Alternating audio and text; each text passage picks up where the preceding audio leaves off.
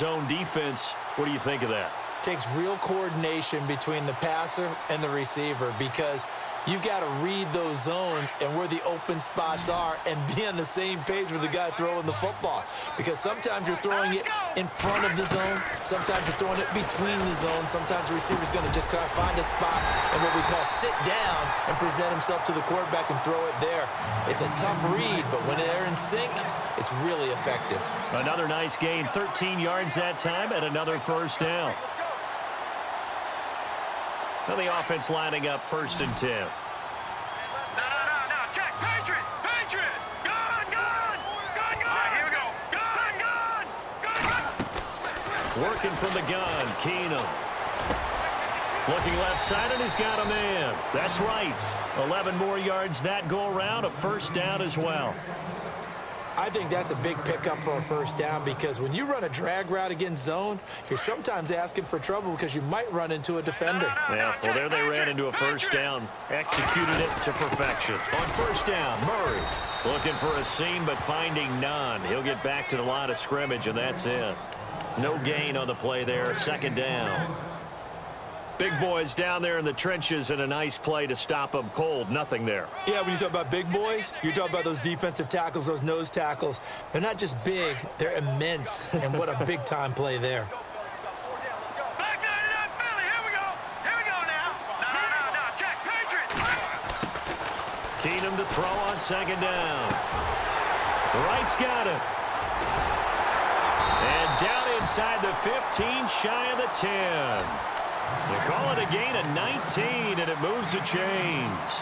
Well, this is how you shake the thoughts of that interception on the last drive. You come out and start this one 4 for 4. And watching him throw it around with that type of confidence reminds me of a guy I played with way back when who told me, I don't care if I throw 10 interceptions in a row. I'm going to stay confident, keep flinging it. I just figured there's something wrong with the football.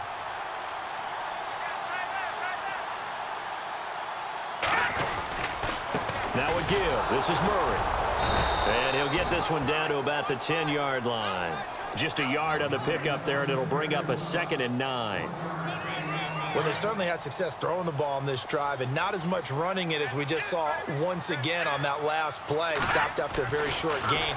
But I wouldn't abandon the run totally because otherwise, pass rushers just tee off on your quarterback. Makes it very, very difficult for him in that situation. And incomplete there. A nice hit. Jars the ball free and brings up 3rd down.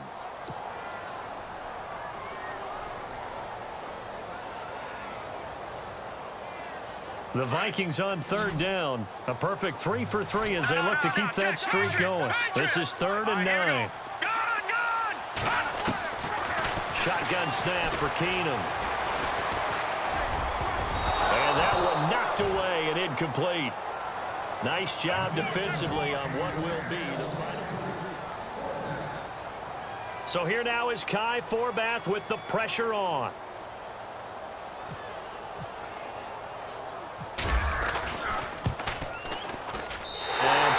Will put this one through, and in the 4th quarter, this game is tied. I tell you, the life of a kicker. He has not been called on the entire game. He's over there by the net, but they send him out here in the 4th quarter and say, hey, go tie the game, will you? And guess what? He comes through. I just don't know how they do it. I really don't. These cats are a different breed from you and me. That's a pressure kick, but that one was never in doubt.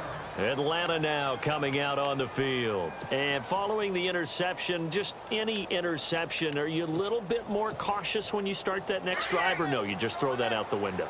I think you are. I don't think that there's any way you can run back out there and go, totally didn't affect me. Let's just go ahead and be loose with the football again. You're going to take care of it, but you have to be careful about being too cautious because now you can't run any offense at all. Still want to attack. We'll see how they attack them here.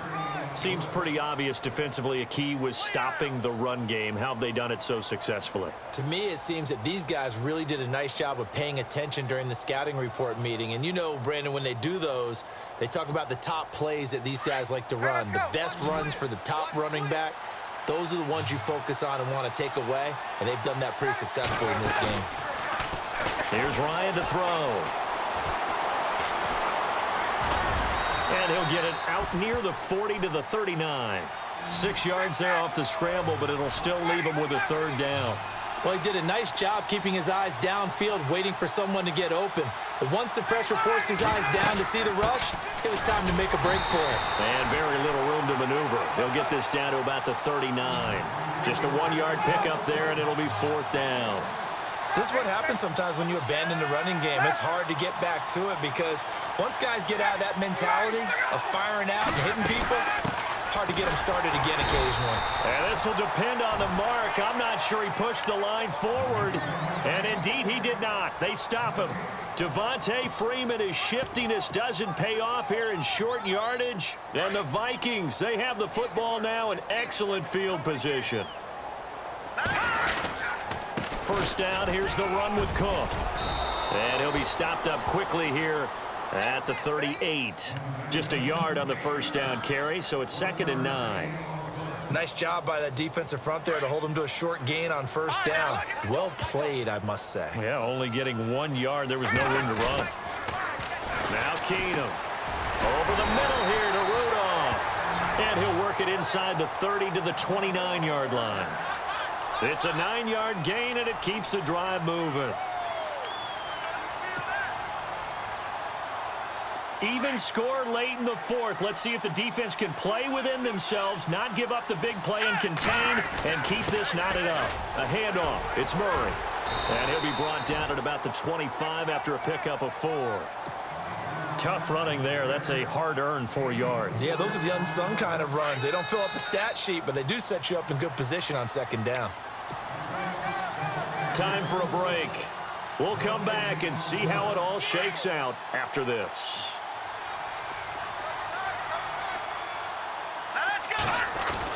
Here's Keenum now on 2nd down.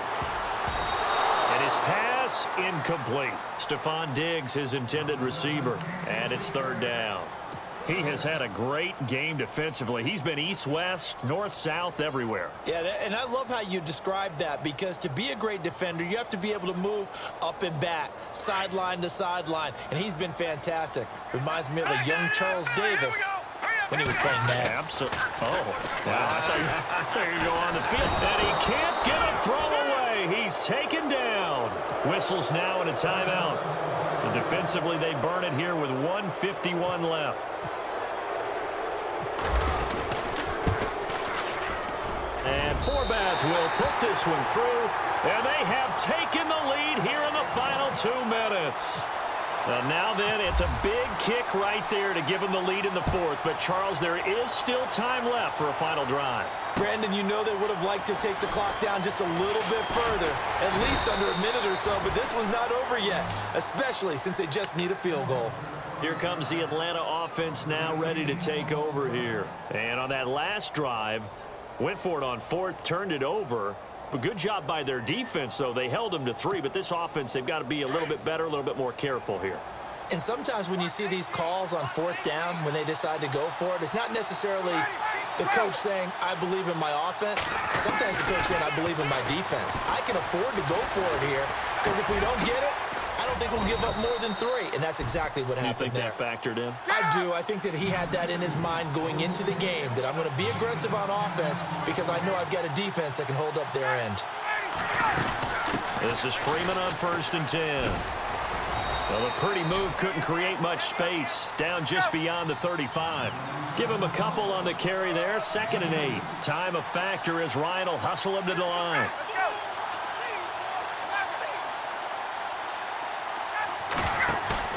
He'll look to throw. He's going to let it fly. And the hit jarred it loose. It's incomplete. Tried to go for the big one there on 2nd down. Now they're likely down to their final 2 plays. And you know they've got to keep going for the big shot, right? So defensively, you play what they call top down. Nothing behind you. Make everything get completed in front.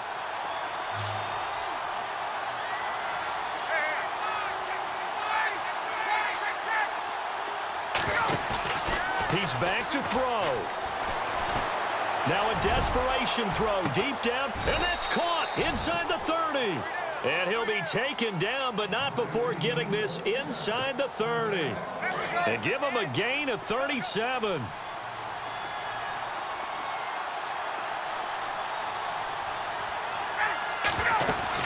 They'll run it now out of the gun. A little second effort there on the strong run. And then drop just inside of the 20. A good run there on first down, and it'll leave them with a 2nd and 2. And he spikes it with just a shade under a half a minute left. 29 seconds on the clock.